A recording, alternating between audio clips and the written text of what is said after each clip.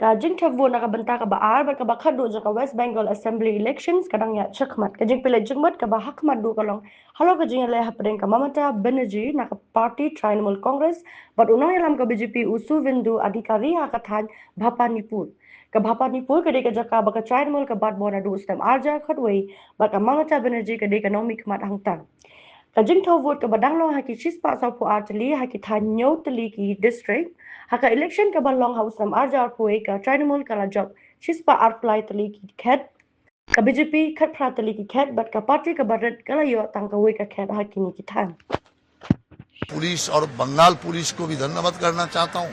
लोग कहते थे ये लोग अपदार्थ है, ये लोग काम का योग्य नहीं है, आज प्रमाण कर दिया।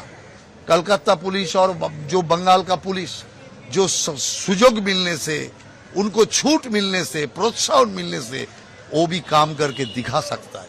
ममता बनर्जी पुलिस को नौकर बना के रखा था, इसलिए पुलिस काम नहीं कर पा रहा है। आज जब काम करने का परिवेश आया, मौका मिला, वही पुलिस आज काम करके दिखा रहा है। इसीलिए ममता बनर्जी का गुड बाई सिर्फ समय का अपेक्षा में है।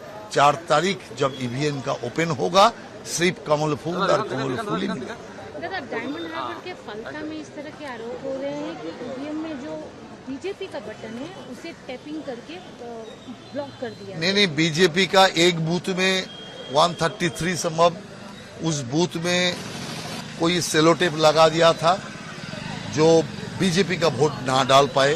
तो इससे अब तो स्पष्ट होता है कि कैसा